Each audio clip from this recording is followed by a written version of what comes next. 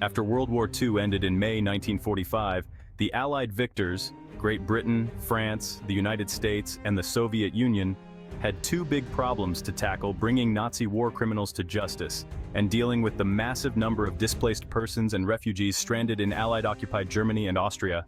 Bringing Nazi war criminals to justice? One of the most famous trials following the war was the trial of the major Nazi war criminals, held at the Palace of Justice in Nuremberg, Germany, from November 1945 to August 1946.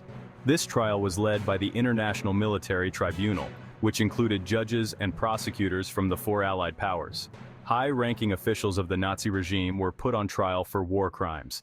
The IMT sentenced 13 of these officials to death, while others received prison terms ranging from 10 to 20 years. A few were acquitted, and one committed suicide before the trial even began. The tribunal also declared three Nazi organizations, the SS, the Gestapo SD, and the Leadership Corps of the Nazi Party, as criminal organizations. In the 3 years following this major trial, 12 additional trials were held, targeting second- and third-tier Nazi officials. These trials included concentration camp administrators, SS leaders, army commanders, and even industrialists who used concentration camp labor. Each of the Allied powers also held their own trials in their respective occupied zones. For example, the US military held trials at the site of the Nazi concentration camp in Dachau, focusing on camp staff and guards. Many German officials and collaborators were also returned to the countries where they committed their crimes and were tried by national courts.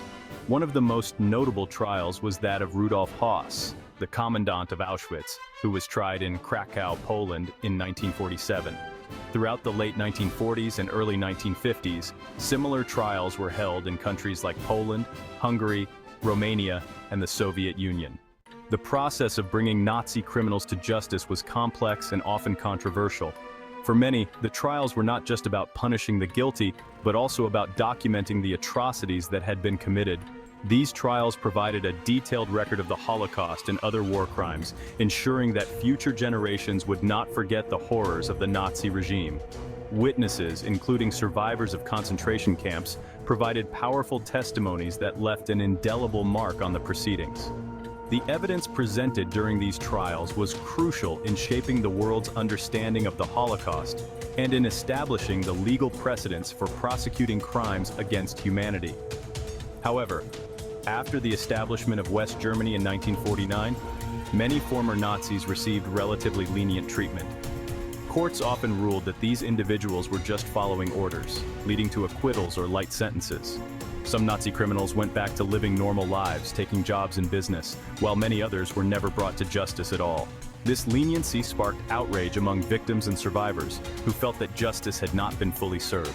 The tension between the need for justice and the practicalities of rebuilding a war-torn nation created a challenging environment for post-war prosecutions. In 1958, West Germany created a central agency to investigate Nazi crimes, which led to significant trials like the Frankfurt trial of Auschwitz camp personnel in the 1960s. This marked a renewed effort to hold Nazi criminals accountable, even years after the war had ended. These later trials often focused on individuals who had escaped justice in the immediate aftermath of the war. The investigations were thorough, sometimes taking years to build a case against suspects. This persistence demonstrated a commitment to ensuring that those responsible for atrocities would not escape punishment, no matter how much time had passed. Investigations into Nazi offenders continued even in the United States, from the late 1970s to the present day. The US government established the Office of Special Investigations, OSI, to track down and prosecute Nazi war criminals who had immigrated to the United States. These efforts led to the discovery and deportation of several high-profile Nazi criminals. The OSI's work highlighted the global reach of Nazi atrocities and the importance of international cooperation in bringing war criminals to justice. And as the Allies worked to bring Nazi criminals to justice, they also faced a massive refugee crisis. During the war, the Nazis displaced millions of people. After Germany's surrender, the Allies managed to repatriate over 6 million displaced persons back to their home countries. However, around 250,000 Jewish survivors of concentration camps were unable or unwilling to return to Eastern Europe due to post-war anti-Semitism and the destruction of their communities during the Holocaust. Many who did return feared for their lives. These Holocaust survivors, along with other refugees, found themselves in displaced persons camps set up by the Allies in Germany, Austria, and Italy. The conditions in these DP camps varied widely. Some camps provided basic necessities and a sense of community, while others were overcrowded and lacked sufficient resources. The survivors, many of whom were still suffering from the physical and psychological effects of the Holocaust, faced an uncertain future. For many, the DP camps were a temporary solution, but the question of where they would go next loomed large.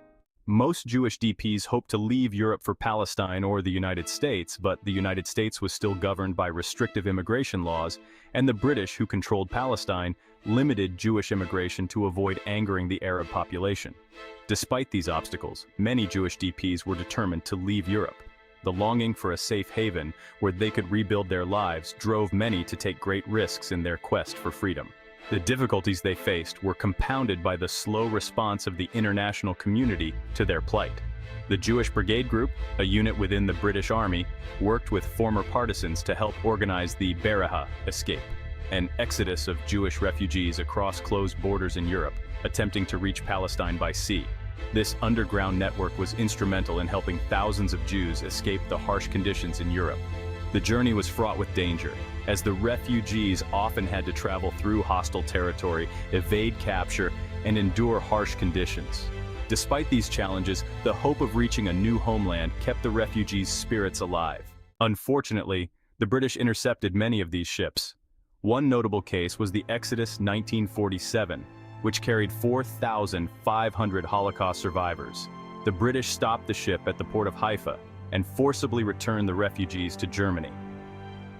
The plight of the Exodus 1947 passengers drew international attention to the desperate situation of Jewish refugees. The incident highlighted the urgent need for a solution to the refugee crisis and put pressure on the British government to reconsider its policies. The Exodus 1947 became a symbol of the struggle for a Jewish homeland and the determination of Holocaust survivors to build a new life. The international outcry over the treatment of the Exodus passengers contributed to growing support for the establishment of the State of Israel. The determination of the Jewish refugees, despite the immense challenges they faced, remains a powerful testament to the resilience of the human spirit